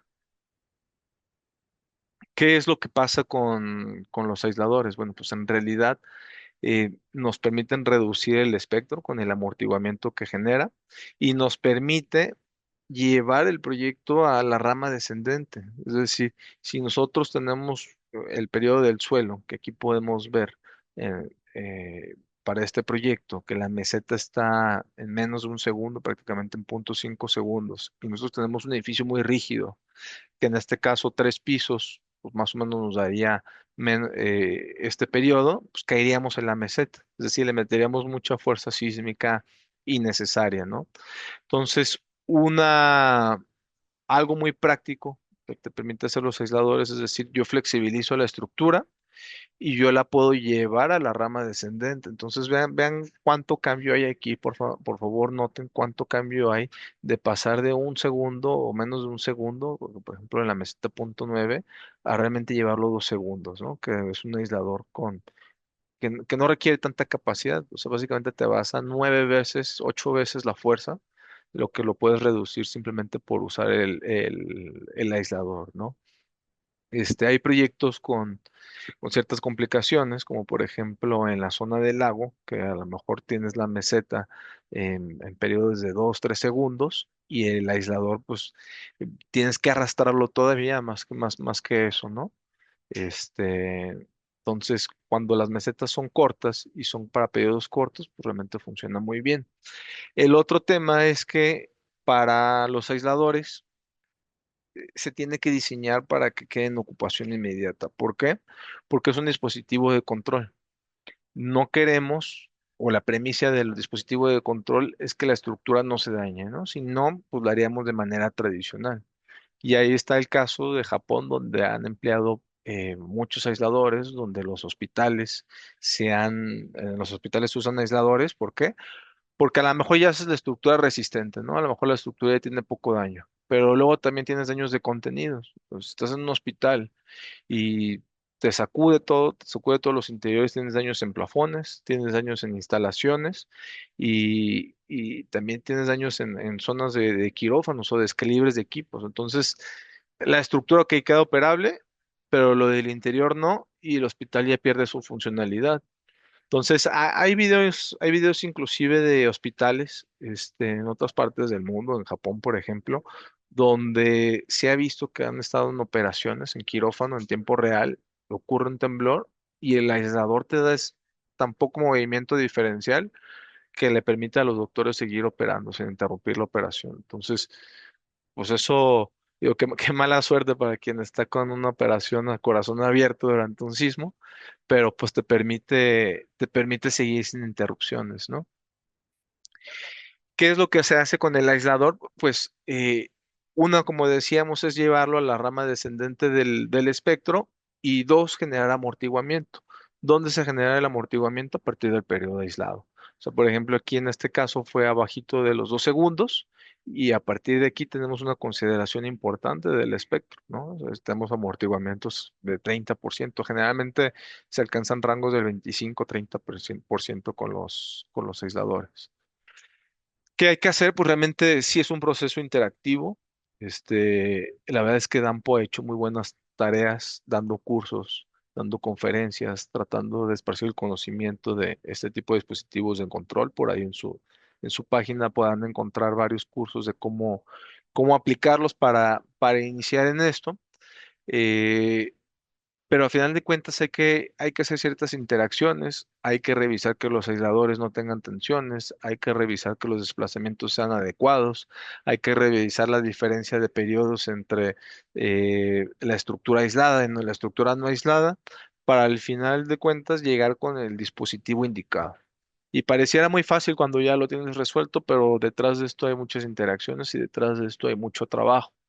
Pero al final de cuentas el resultado es poner un link y poner las propiedades del aislador, poner las rigideces del aislador, ¿no? Entonces, ya cuando haces el análisis no lineal del,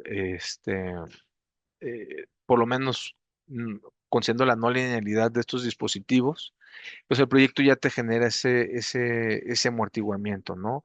O tú puedes entrar con un espectro de este tipo para hacer un prediseño en el análisis modal y ver cómo se comporta con un análisis un poquito más simplificado para estar haciendo diferentes corridas, o diferentes interacciones en lo que se llega al aislador, indicado, ¿no? Aquí realmente vemos un detalle de cómo se ve el plato. Este es un aislador de péndulo de fricción, de dampo. Es importante que siempre quede bien nivelado. Y pues los componentes, ¿no? Que tienen sus platos, su deslizador, la forma del plato, pues la da el fabricante, se construye con el fabricante en función de las propiedades que queremos, ¿no? En función del amortiguamiento que queremos, del deslizamiento que queremos que tenga, de la rigidez, este, hay estructuras que pueden recentrarse fácilmente, hay otras que no. Entonces, de esto depende el diseño del plato y esto hay que trabajarlo en conjunto con el fabricante, ¿no? En función de las propiedades. ¿Cuáles fueron los resultados para este proyecto? Pues realmente corrimos diferentes análisis, uno con distorsiones, con periodos, con sismos para periodos de retorno de 475 años y otros para el sismo máximo creíble, ¿no? Que es 2500 años prácticamente. Si se fijan aquí, el límite del reglamento para 475 años, pues era 0.02, lo que nos marcaba la norma con la que se trabajó el proyecto, y para 2500 años era 0.03, pero estamos mucho más abajo de esto, estamos abajo del 0.01. Entonces, no siempre no es una regla que funcione al 100%, pero sí es un buen estimado que las estructuras que estén debajo de 0.01 en su distorsión, pues van a tener muy poco daño, ¿no? Es parte de los índices de rotación que vienen en diferentes reglamentos, ya vienen incorporados en la CNTC, vienen en el ASCE de Estados Unidos. Entonces vienen los índices de distorsiones, al final de cuentas luego los agregas como rótulas plásticas, pero de manera muy general, si traes una estructura con distorsiones menores a 0.01, es muy probable que haya poco daño, ¿no? ¿Qué hacemos nosotros en el despacho para verificar esto? Pues además hacemos un análisis no lineal de la superestructura. En este caso le metimos rótulas plásticas al resto de la superestructura y corrimos los acelerogramas correspondientes. Y aquí verificamos que no tuviéramos rótulas plásticas. O sea, no hubo ninguna, ni siquiera que estuviera en una rótula color verde, que te marca un ligero de daño. Sí puede estar en ocupación inmediata, entre ocupación inmediata y seguridad de vida, pero con ligero daño. Y aquí no tuvimos esto. Realmente no se encontró ninguna rótula plástica. Este ya es el modelo corrido.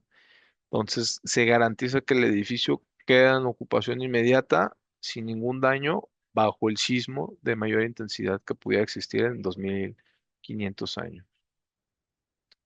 Aquí vemos la planta con los aisladores, con el nombre de la etiqueta del software que le asigna el software a los aisladores, y vemos una vista en 360 grados de los desplazamientos del aislador. ¿Por qué? Porque el aislador, pues el sismo no tiene dirección, ¿no? Entonces, aunque tú la estructura la analizas a lo mejor con 100% de fuerza en X, 100% en Y y luego combinas con la direccionalidad 30-100, en realidad no es así. En realidad aquí vemos que el desplazamiento se va a menos 30 grados, menos 15 grados, y entonces es importante evaluar los desplazamientos en cualquier sentido, ¿no? El perímetro rojo es el desplazamiento de 200 milímetros, que es la capacidad del aislador, y vemos que no hay ninguno que se pase. O sea, por aquí hay algunos destellos, de algunos que tienen ciertos picos, pero estamos cubriendo, ¿no? Entonces, este tipo de gráfica que puede parecer muy sofisticada, pero realmente es muy sencilla, es muy visual y muy práctica para leer estos resultados, ¿no? Y aquí tenemos al ingeniero Federico Alba inspeccionando aisladores en laboratorio, que es importante mencionar que todos los aisladores tienen que tener un protocolo de ensayos, ¿no? Para verificar que se fabricaron con la calidad adecuada. Aquí también está la prensa hidráulica que le hacía los ensayos, ¿no?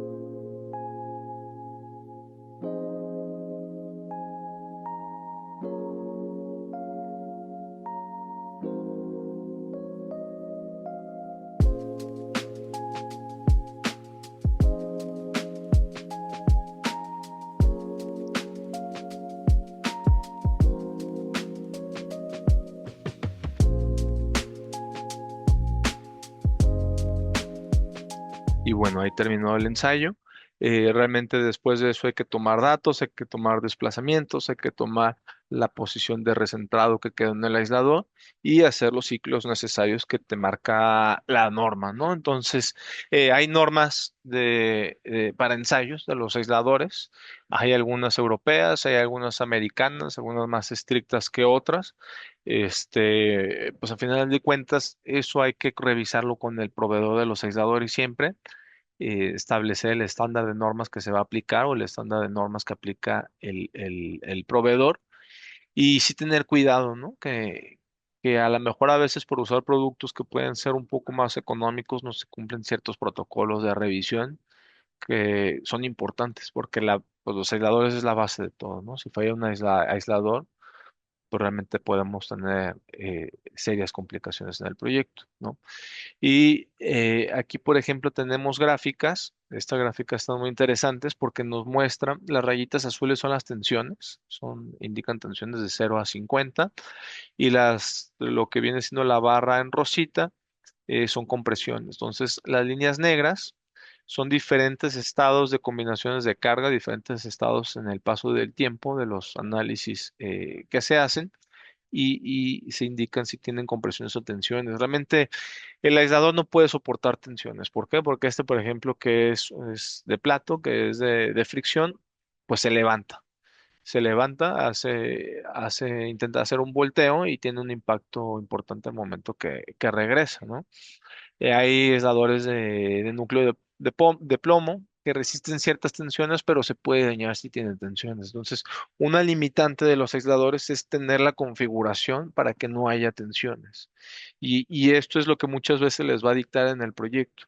Si a lo mejor le meto un aislador de cierta rigidez acá, si a lo mejor tengo que cambiar la superestructura, hacer una configuración diferente para evitar esto, muchas veces les va a regir en el proyecto, ¿no? Sí, sí puede llegar a ser un dolor de cabeza el tema de las tensiones. Por eso siempre es importante tener cierta rigidez en la superestructura.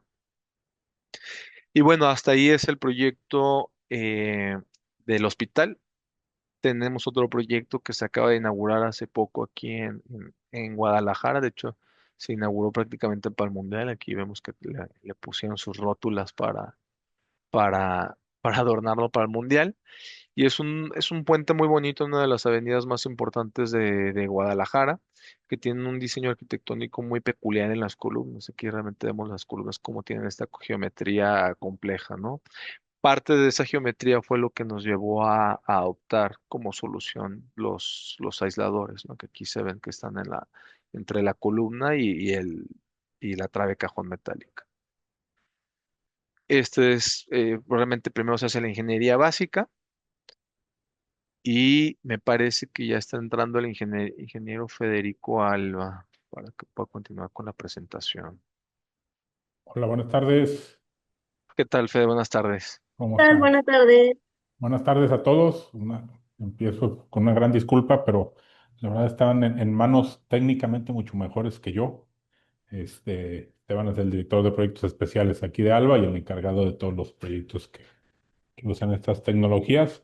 Eh, Por eso, si se me atoraba algo, estaba él aquí de emergente, pero pues una disculpa y le sigo aquí junto con Esteban con la presentación que traemos. Perfecto. Te la, te la pongo en la presentación. Sí, por favor, Esteban, para. Justamente estamos empezando con el puente, entonces te lo dejo. Ya dimos introducción de la ubicación del puente y que es de estructura metálica, ¿no? Aquí en Guadalajara. Ah, perfecto. Eh, a ver, pues en realidad es un puente con, pues, como ya lo vieron en la foto, con un componente arquitectónico bastante fuerte, ¿sí? Está en una de las zonas de mayor plusvalía de Zapopan, ¿no? A los que ubican por acá es el área conurbada de Guadalajara que mayor plusvalía tiene. Entonces, quisieron para el Mundial tener un puente icónico, ¿no? Y afortunadamente logró estar para el Mundial, cosa que no pasó con muchas de las obras, ¿no?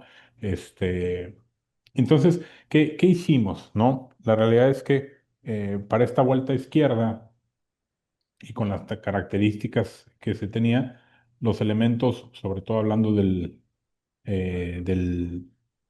tipo de estructura, por las dimensiones de las columnas, nos iban a dar bastante más robustas y para nada iban a poder tener en cada una de esas costillas 40 centímetros de dimensión, que es lo que tienen, ¿no?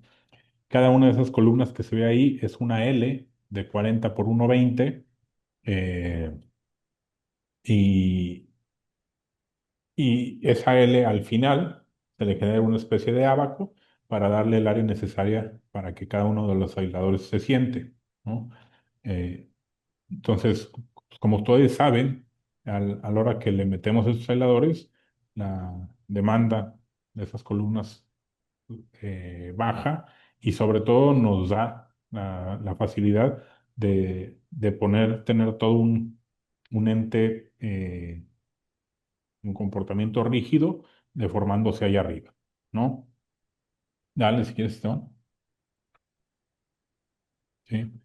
Así es como se hicieron los planos de especificación de los aisladores.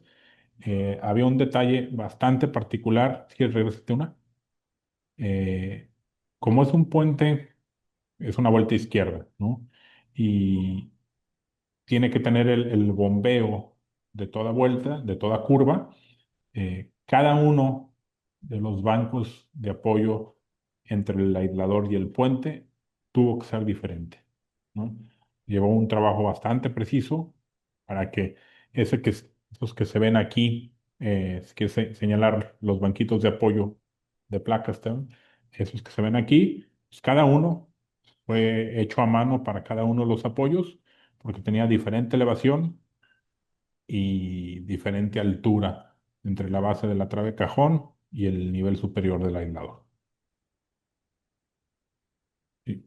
Así es como se ve realmente si sacamos una tomografía de cada uno de los aisladores, ¿no? Que tenemos y de qué material está hecho. Eh, Aquí está el puente visto desde la parte superior. El flujo es empezando por el eje 14. Ahí empiezan a subir los carros, o más bien ahí van subiendo los carros. Entre el eje 12' y el 9 pasan por arriba de la avenida y ya después comienzan a descender. Como la calle también ahí tiene un desnivel, vamos a decir, si el puente va descendiendo en la pendiente máxima posible y en algún momento alcanza la calle, ¿no? Si se fijan, conceptualmente es bastante sencillo, ¿no? Tenemos dos aisladores en cada uno de los caballetes y cuatro aisladores en cada una de estas flores que se forman como con las cuatro columnas, ¿no? Así se ve el modelo del bridge, ¿no? Tenemos En cuanto a cimentación, muy convencional, 6 pilas por apoyo, un mat, tomando directamente los esfuerzos de distribución y de ahí la floresta. Obviamente, para que no se abran estas columnas, pues tienen una cruz de OCs ligándolas, ¿no? Pero como lo vamos a ver más adelante, aquí se ve un poquito de los espectros, ¿no?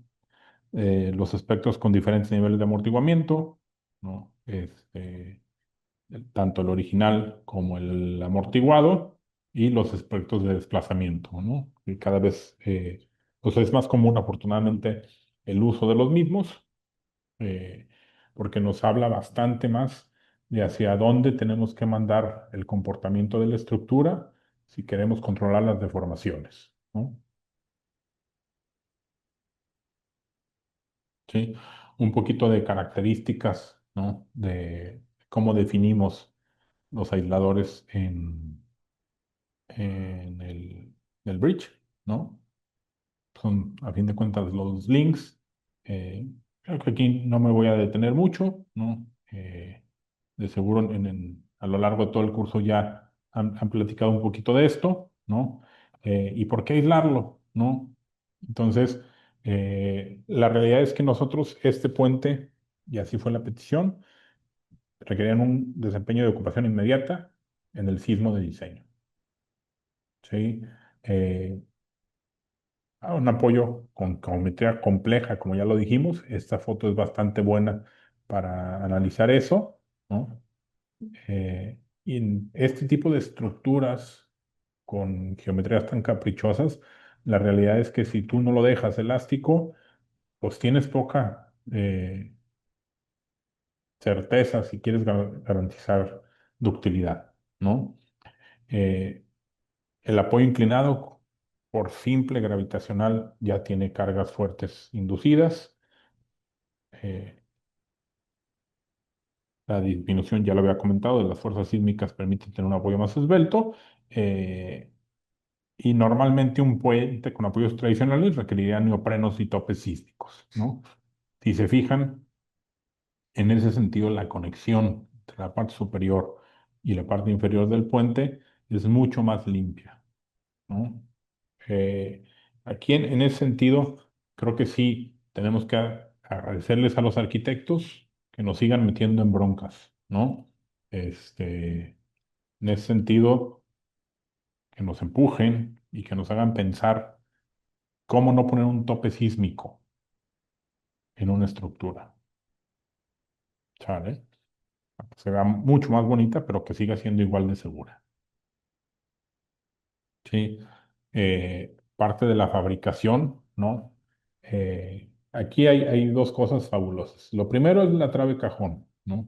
Allá arriba montada, la realidad es que se ven pequeñas, pero a la hora que fuimos a la planta y nos metimos dentro de la trave cajón para ver soldaduras, para ver todo eso, pues te das cuenta de la dimensión que tiene, ¿no?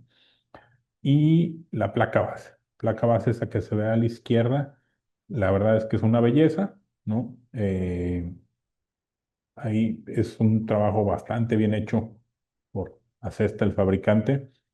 Se fijan, la placa base, aparte de tener espesores bastante robustos, eh, por el tema del cortante que se le induce, no había manera de poner o de tomar ese cortante solamente con los pernos o con los tornillos. Entonces le tuvimos que meter todos estos dentellones. El diseño del dado precisamente tiene huecos en donde a la hora que montas la placa base, todas esas placas se meten como embebidos en un hueco que se le dejó al lado y todo eso después se rellena de grout, ¿no? Bastante complejo de construir, pero de la mano de Acesta y del constructor lo fuimos haciendo y la verdad es que salió muy bien, ¿no? Y eso nos evitó pues poner 3 veces más anclas, ¿no?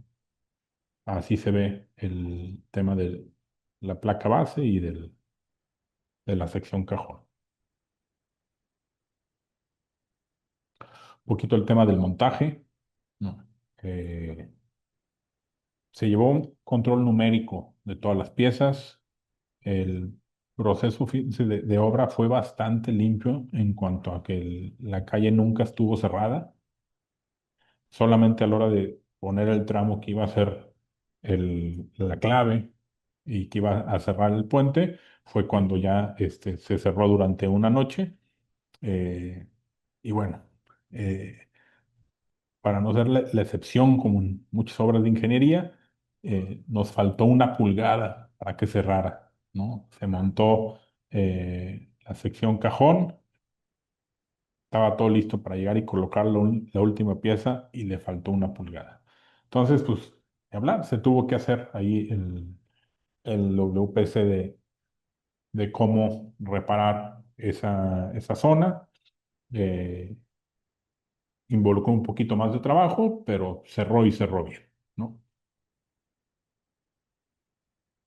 Como toda obra aislada, ¿no? El tema de las juntas es primordial. Tiene que dársele un excelente tratamiento a la unión con las partes fijas, ¿sí? Entonces, aquí Magueva nos apoyó con este diseño de junta. Eh, es una junta que tiene todas las capacidades de movimiento, tanto horizontal como vertical, y que puede acompañar al momento de un sismo a toda esta estructura rígida, moviéndose 20 centímetros para un lado, 20 centímetros para el otro, en cualquiera de las direcciones, ¿no? Es una junta bastante bien especificada. En cuanto a la prueba de carga, ¿no?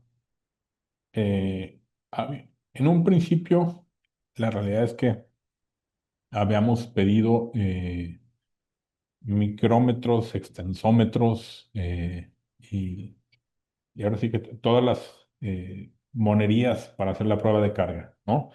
A la hora que hacer la prueba de carga nos dimos cuenta que nos iba a costar 1 millón de pesos, le bajamos un poquito eh, a los requerimientos y dijimos, ok, vamos teniendo un topo, ¿no? Entonces había dos equipos de topografía haciendo la revisión de cada uno de los claros intermedios, ¿no?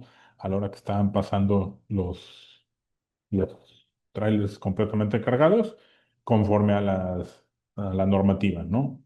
¿Quieres darle adelante? Que se vaya viendo ahí. Sí. Cómo iban pasando los tándems, estuvo perfectamente monitoreado y en realidad los asentamientos o las deformaciones más bien estuvieron muy por debajo de las esperadas, ¿no? Es un puente pues, recién construido, bien diseñado y bien construido. Entonces, la realidad es que pues, estuvimos lejos de la deformación teórica, ¿no?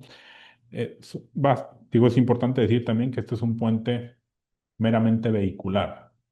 No está eh, eh, en su uso diario, no circulan trailers por ahí, aunque el diseño sí se hizo considerando ciertas cargas de estas, ¿no?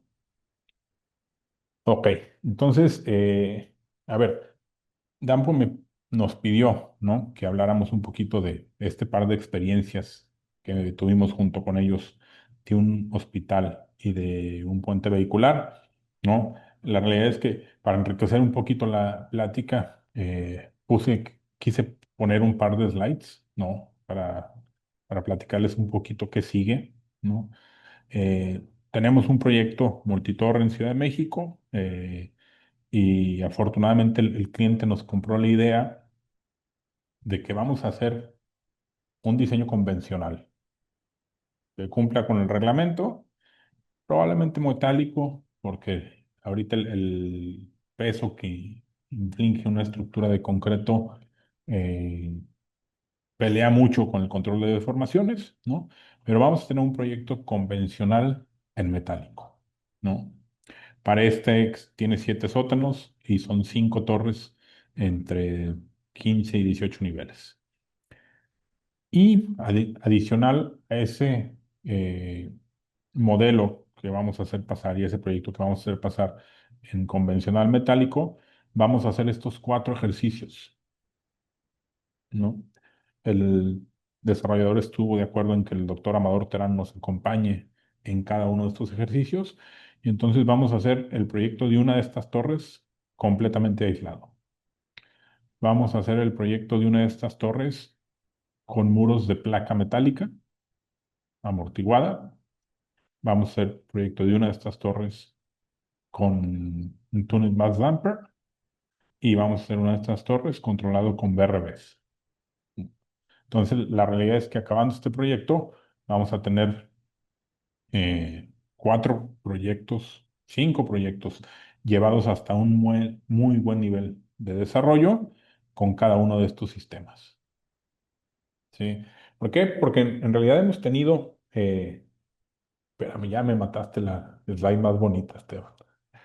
Este, hemos tenido, pues a lo largo del desarrollo de todas estas sistemas estructurales de disipación, eh, muchos papers, ¿no? Y muchas experiencias de colegas del área práctica de cómo se resolvió un proyecto, cómo se resolvió con este sistema o cómo se resolvió con este otro. Pero es el primer proyecto en donde el cliente nos da la confianza de decir, ok, aviéntate los 5, ¿no? Tenemos el tiempo, aviéntate esos 5, nos suben a un consultor de muy buen nivel y entonces pues, la realidad es que en un par de meses vamos a tener oro molido, ¿no? Con gusto, en alguna otra ocasión lo compartiremos con ustedes, creo que va a ser importante, eh, pero tener un mismo proyecto resuelto de 5 maneras diferentes de la mano de uno de los desarrolladores, ¿no? De Dampo, en el caso de los aisladores, pero pues va a estar GERF ayudándonos con el muro viscoelástico, va a estar alguien más ayudándonos con el BRBs o con el túnel más damper. La realidad es que vamos a tener pues, información muy valiosa, ¿no? Y ahora sí, este, vamos con uno de los proyectos más bonitos que hemos diseñado en la oficina. Gracias, Oscar. Con todo gusto estaremos ahí de la mano de ustedes compartiendo esa información. Eh, ya, dale. Ya hice la pausa dramática, Esteban. Aquí está. Es un puente en Chihuahua. Es también una vuelta izquierda. eh, que la verdad es que desde el punto de vista de la ingeniería, pues es muy bonito. Eh, es un puente de arco, atirantado, curvo, ¿no? La verdad es que hemos trabajado de la mano con varios de los consultores internacionales, tanto de tirantes como de Tuning Bus Dampers, y, y es sin duda uno de los puentes curvos más complejos que se han diseñado. Muchos de los puentes curvos atirantados son peatonales, ¿no? Entonces, sí le tuvimos que meter aquí bastante ingeniería y bastante galleta al diseño de ¿no? Aunque en realidad no es un puente aislado como tal, ¿no? ¿Quieres decirte la siguiente, Esteban? Ah. Ahí se ve cómo estamos este, liberando todo el claro de un río en esa vuelta izquierda, eh, en donde se ven las dos sombras. eh, en realidad, el arco de la calzada, ¿no? O la calzada está directamente ligado por medio de un apoyo al arco, ¿sí? ¿Por qué? Este puente, si lo dejábamos totalmente aislado sí, pues, atirantado, en realidad se iba a mover demasiado. Déjame cierro esta. Ajá. Se iba a mover demasiado. Imagínense, no sé, 20 camiones circulando al mismo tiempo y dándose un frenón todos. La fuerza inercial que se genera para desplazar la calzada hacia adentro del arco es muy fuerte, ¿no? Entonces, por lo mismo, nosotros decidimos atar esta calzada si quieres señálalo, Esteban, ¿dónde? Exacto. Exacto. Atar esta calzada en los dos puntos en donde pasa más cercano al arco, por medio de una ménsula bastante rígida y bastante bien calculada, para que todo el movimiento horizontal que generan las fuerzas inerciales de frenado del tráfico lo tome la calzada trabajando como arco. ¿Sí? Ustedes saben que el arco es de los elementos más estables que hay a la hora que le sometes fuerzas. Y entonces a los cables simplemente los pusimos a trabajar para cargas gravitacionales. Y una vez que llegamos a los apoyos convencionales que se ven allá pasando, ¿sí? Estos de acá son apoyos bastante arquitectónicos también. Entonces no se quería que esos apoyos tuvieran, como en otros apoyos vehiculares, el tema de topes sísmicos, ¿no? La siguiente imagen es una imagen bastante bonita de un modelo tridimensional, ¿no? Hemos trabajado totalmente en conjunto junto con el arquitecto, ellos modelando en Rhino, nosotros en Bridge o en Revit. Y la que sigue muestra el dispositivo que usamos precisamente para tener un tope sísmico que no parezca tope sísmico, ¿no? Les llaman tetrones, es algo que parece un aislador, pero en realidad lo que hace es tener cierto juego y a la hora que llega a donde se termina la carrera, internamente se traba. ¿Sí? Entonces un tope sísmico bastante nice, vamos a decirlo así, que nos cumple toda la función estructural, pero que se ve como un aislador.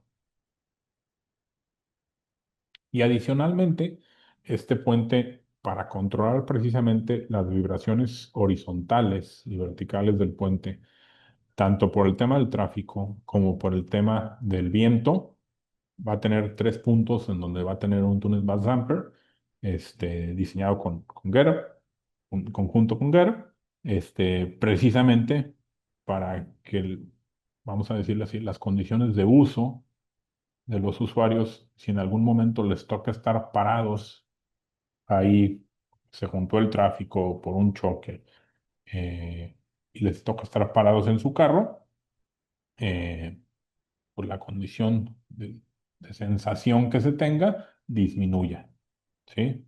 A la hora de estar parado en un claro de esta longitud, ¿no?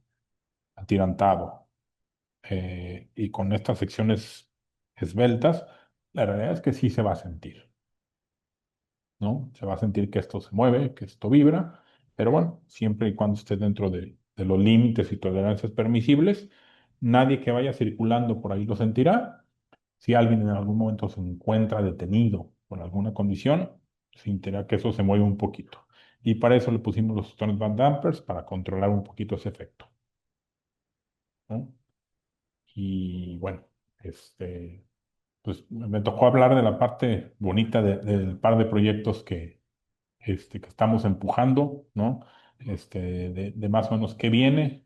Y yo a todos les agradezco que nos hayan dado esta hora de su tiempo para escucharnos, para escuchar cómo en Alba estamos empujando este tipo de tecnologías y gracias a Dampo también por este espacio. Listo, muchísimas gracias. Sí. Gracias por esta parte de la presentación, sin duda pues muy ilustrativa. Tenemos varias preguntas en el chat, pero por cuestiones de tiempo, ¿les parece bien si seleccionamos unas dos o tres Sí. para poder darles cierre? Y de todas maneras, pues igual ya saben, si se quedan con las dudas o preguntas, nos la pueden compartir por chat, por el correo y nosotros la canalizamos con los ponentes o bueno, ya tienen también algunos contactos de ellos. Em, A ver, sí, eso sí es nos... importante, pues, para que no se quede ninguna duda abierta. Ayúdenos a pasarnos las dudas y de cualquier manera, ahorita voy a poner mi correo. Esteban, ayúdame también a poner el tuyo, ¿m? Para que nos contacten, porque veo que realmente varias de las preguntas valen mucho Sí. la pena. Sí, hay bastantes preguntas. Bueno, vamos a, como te decía, ¿te parece bien? Tomamos un par. Va, Em, el ingeniero Guillermo Reyes dice, ¿este puente no llevó juntas de construcción en los apoyos? ok. No, Precisamente a la hora de estar desarrollando el puente vehicular, ¿no? Hicimos varios ejercicios, ¿no? Este, obviamente a la hora de llegar al estribo, ¿no? Tiene su junta, sísmica y su junta de expansión perfectamente diseñada, pero sí es bastante larga toda la calzada. Hicimos varios ejercicios y decidimos reforzar el tema de la calzada para que no tenga ninguna junta intermedia. ¿Qué es lo que pasaba? Que en realidad el- la calzada se comportaba de mucho mejor manera estando toda ligada. Tenemos un claro grande atirantado, entonces si le metíamos una junta al siguiente claro, le repercutía directamente en la calzada atirantada. Entonces se tomó la decisión de no hacerle ninguna junta salvo los estribos y entonces reforzar y capacitar conforme a eso. Bueno, muchísimas gracias. El ingeniero Rodolfo Rauda dice, ¿cuál es la distorsión permisible para el puente vehicular? Esteban, vas. Mm. A ver, depende qué puente vehicular. Realmente los puentes no tienen distorsiones permisibles. El reglamento, bueno, no hay un reglamento en México para puentes, está la SST, pero carece de ese apartado para distorsiones o desplazamientos de puentes. Más bien lo que te pide de forma implícita en el desplazamiento o distorsión es tener una ocupación inmediata para el sismo de diseño. Entonces, hay que meterse a metodología de diseño por desplazamientos y en función del tipo de apoyo, del armado, del F''C, de la configuración, etcétera, tú evalúas cuál es tu desplazamiento o distorsión límite para generar ese desempeño. Ya es otro tipo de enfoque Eso en cuanto a desplazamiento horizontal.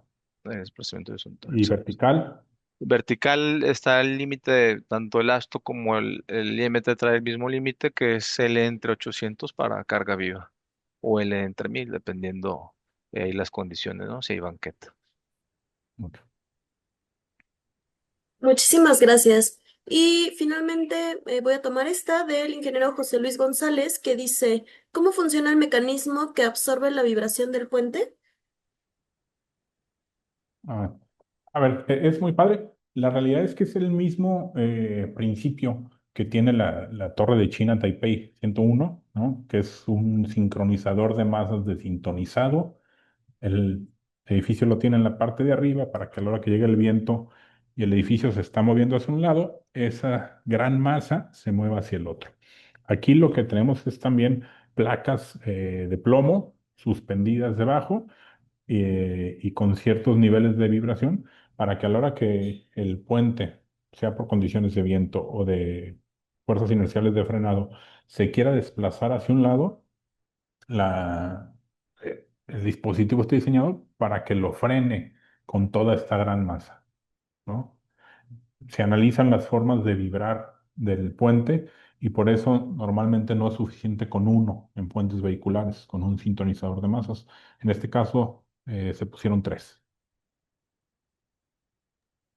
Excelente, pues me parece que podemos ir cerrando por ahora, también por cuestiones de tiempo, pero de todas maneras ya nos compartieron el contacto del ingeniero Esteban y pues bueno, cualquier otra duda que nos llegue de parte de los asistentes se las canalizamos con todo gusto. Igualmente, muchísimas gracias a los tres ponentes, al ingeniero Juan Martínez, al maestro Esteban y al maestro Federico Alba por su apoyo el día de hoy. Y pues nada, muchísimas gracias, seguimos en contacto. Y a los asistentes les haremos saber la fecha del examen para este módulo. El día jueves damos inicio a nuestro cuarto y último módulo del taller práctico.